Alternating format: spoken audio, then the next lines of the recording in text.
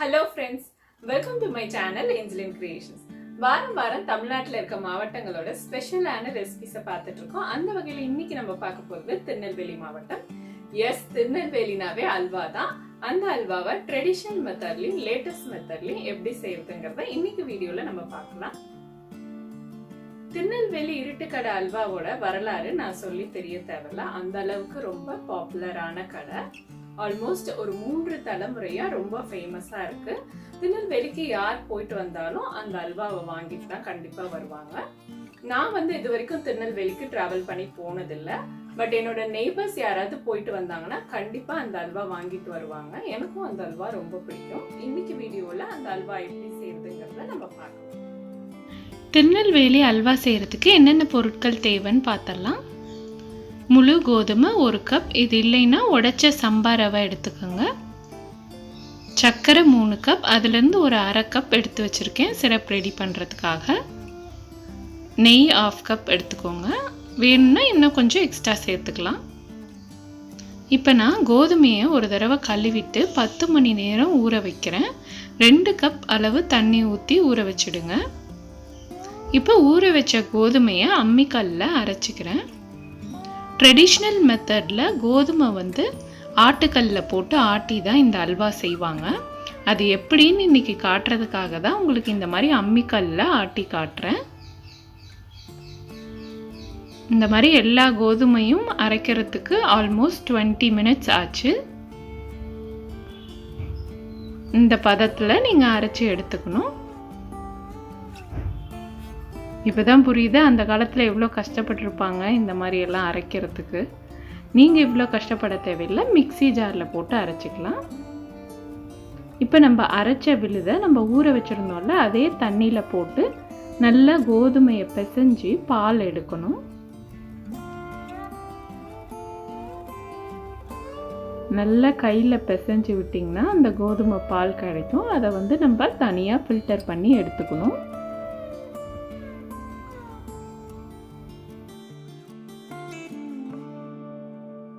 நல்லா 2 துணி இருக்க வடிகட்டி எடுத்துக்கோங்க. அப்போ தான் நல்லா ஃபில்டர் ஆகும். இந்த மாதிரி ஃபில்டர் பண்ண பிறகு திரும்ப கொஞ்சம் தண்ணி சேர்த்து இன்னும் கொஞ்சம் கோதுமை பாலை எடுத்துக்கோங்க.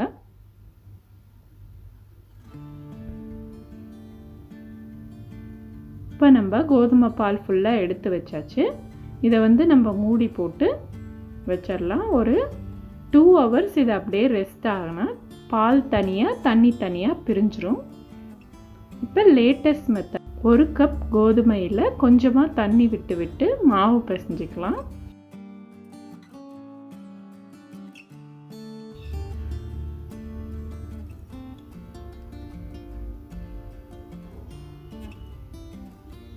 இந்த பிசைஞ்ச மாவில் 2 கப் அளவு தண்ணி ஊற்றி இதை ஒரு 5 மணி நேரம் ஊற வைக்கலாம். ஊறின பிறகு இந்த மாதிரி இருக்கும். இதை நம்ம பிசைஞ்சு இதிலிருந்து கோதுமை பால் எடுத்துடலாம்.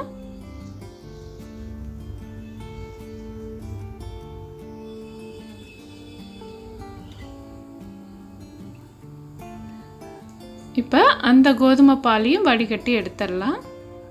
ட்ரெடிஷ்னல் மெத்தடை விட இது எவ்வளோ ஈஸியாக இருக்குல்ல. எனக்கும் இது ரொம்ப ஈஸியாக இருந்தது.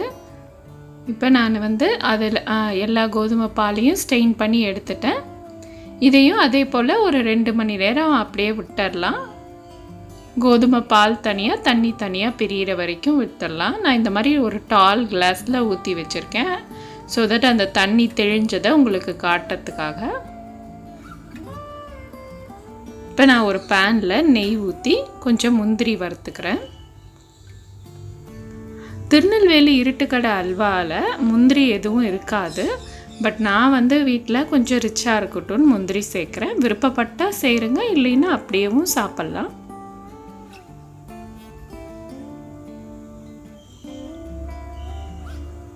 முந்திரி வறுத்தாச்சு. அடுத்து இப்போ கோல்டன் சிரப் ரெடி பண்ணணும். 1/2 கப் சர்க்கரை எடுத்து வச்சுருந்தோம்ல அதை போட்டுட்டு கொஞ்சமாக தண்ணி சேர்த்துக்கோங்க.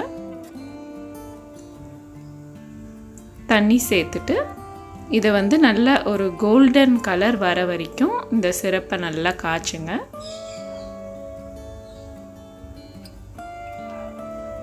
இதுதான் நம்ம அல்வாக்கு கலர் கொடுக்கறது. ஃபஸ்ட்டு ஸ்டார்டிங்கில் லைட் எல்லோ கலர் வரும், அதுக்கப்புறம் நல்ல ஒரு கோல்டன் கலர் வரும். அது கரெக்டாக அந்த கோல்டன் கலர் வரும்போது நீங்கள் ஆஃப் பண்ணிவிட்டு தள்ளி நின்று ஒரு டம்ளர் தண்ணி அதில் ஊற்றிடுங்க. ஏன்னா அது தெளிக்கும், சூடாக இருக்கும். கிறிஸ்டல் ஆகாமல் இருக்கிறதுக்கு தான் இப்படி தண்ணி சேர்க்குறோம். இப்போ நம்ம பால் தனியாக, மேலே அந்த தண்ணி தனியாக பிரிஞ்சிருச்சு. அடியில் இருக்க பாலை நம்ம எடுத்துக்க போகிறோம், மேலே இருக்க தண்ணியை கீழே ஊற்றிடலாம். இப்போ ட்ரெடிஷ்னல் மெத்தடில் 1 கப் அளவுக்கு பால் கிடச்சிருக்கு. இந்த மேலே இருந்த தண்ணியை நம்ம கீழே ஊற்றிடலாம். ஊற்றிட்டு நம்ம இப்போ இந்த எடுத்து வச்சுருந்த 1 கப் கோதுமை பாலில் 3 கப் தண்ணி சேர்க்குறோம்.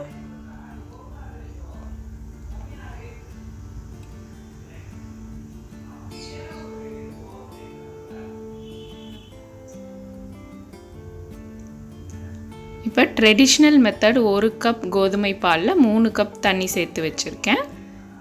அதே போல் ஈஸி மெத்தடில் 3/4 கப் கோதுமை பால் கிடச்சிது, அதில் 2 கப் அளவுக்கு தண்ணி ஊற்றி வச்சுருக்கேன். இப்போ நம்ம அல்வா செய்ய ஆரம்பிக்கலாம். ஃபஸ்ட்டு நம்ம எடுத்து வச்சுருந்த 2.5 கப் சர்க்கரையில் 1 கப் அளவு தண்ணி ஊற்றிக்கோங்க.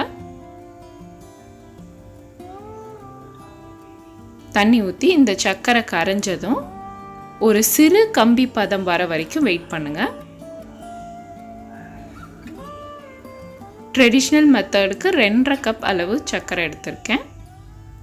அங்கே ஈஸி மெத்தடுக்கு 2 கப் அளவுக்கு சர்க்கரை எடுத்திருக்கேன். ஏன்னா அதில் கோதுமை பால் கொஞ்சம் கம்மியாக கிடச்சிது.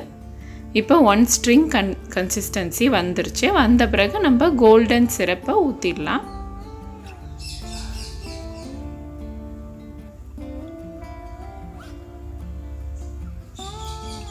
இப்போ நம்ம எடுத்து வச்சுருந்த அந்த கோதுமை பாலை ஊற்றி கிண்டிக்கிட்டே வரணும். யாரையாவது கூட ஹெல்ப் கூட்டுக்கோங்க, ஏன்னா நம்ம ஊற்றும் போது கிண்டிகிட்டு இருக்கணும், இல்லைன்னா அடி பிடிக்கும்.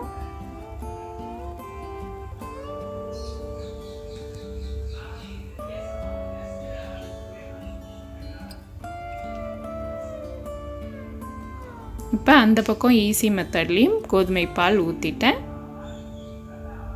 இப்போ 2 பக்கமும் நல்லா கொதிச்சிட்ருக்கு. இப்போ ஒரு 15 மினிட்ஸ் ஆயிடுச்சு. இப்போ நான் நெய் சேர்க்க ஆரம்பிச்சிருக்கேன். 2 ஸ்பூனாக நெய் சேர்க்கணும். ஒவ்வொரு 1/4 மணி நேரத்துக்கு நெய் சேர்க்கணும். கொஞ்சம் கொஞ்சமாக இந்த அல்வா அப்படியே திக்காயிட்டு வரும். என்னோடய கிட்ஸ் கூட ஹெல்ப் பண்ணுறாங்க. அவங்க ஈஸி மெத்தடுக்கு ஹெல்ப் பண்ண வந்திருக்காங்க.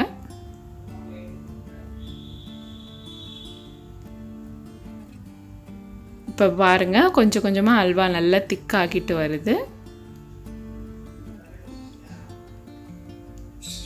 அகெயின் கொஞ்சம் நெய் ஆட் பண்ணியிருக்கேன்.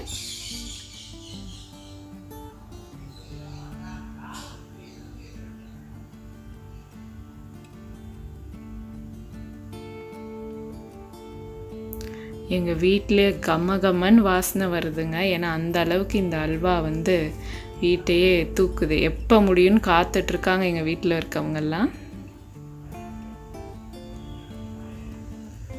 ஈஸி மெத்தடில் சுகர் சிரப் கரெக்ட் கலரில் எடுத்திருக்கேன். இது கொஞ்சம் முன்னாடி எடுத்திருக்கேன், அதனால் இது லைட் எல்லோ கலரில் இருக்குது. இது கரெக்டாக திருநெல்வேலி அல்வா கலர்லேயே இருக்குது.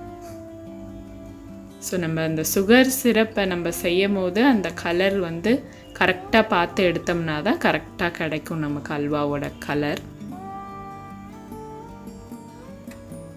இப்போ 40 மினிட்ஸ் ஆயிருக்கு. இன்னும் ஒரு 2 டேபிள் ஸ்பூன் நெய் சேர்த்துருக்கேன்.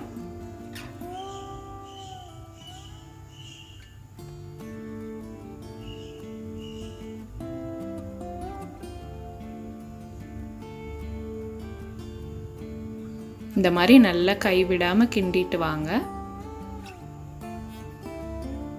அது ஃபினிஷிங் ஸ்டேஜ் வரும்போது நெய்யெல்லாம் சைடில் பிரிஞ்சு கடாயில் ஒட்டாமல் ஒன்றா சேர ஆரம்பிக்கும். அந்த மாதிரி நல்லா ஒன்றா சேர்ற வரைக்கும் நீங்கள் நல்லா கிண்டிக்கிட்டு இருக்கணும்.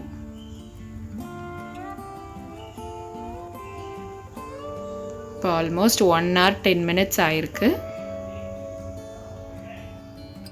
அல்வாவும் ஓரளவுக்கு ஃபினிஷிங் ஸ்டேஜ் வந்தாச்சு. இதோட கலரை பார்க்கும் போதே சாப்பிட்ணுன்னு தோணுதில்ல. நீங்களும் நிச்சயமாக இந்த அல்வாவை வீட்டில் ட்ரை பண்ணி பாருங்கள். ரொம்ப ஈஸி மெத்தட் வந்து நான் காட்டியிருந்தது. ரொம்பவே உங்களுக்கு சுலபமாக இருக்கும். செஞ்சு பாருங்கள். இப்போ சைடெல்லாம் ஒட்டாமல் எண்ணெயும் பிரிய ஆரம்பிச்சிருச்சு.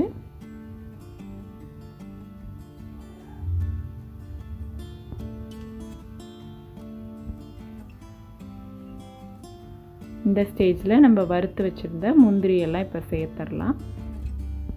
ரெடி ஆகிடுச்சு ஆல்மோஸ்ட்.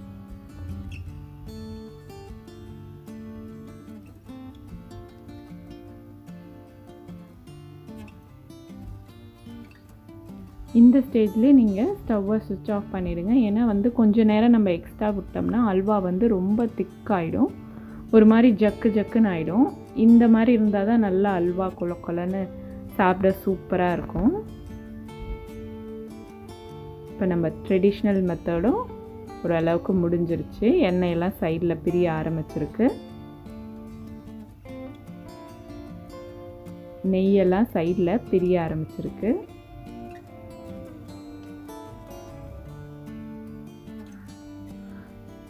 முந்திரி சேர்த்து இதையும் நல்லா மிக்ஸ் பண்ணிட்டேன்.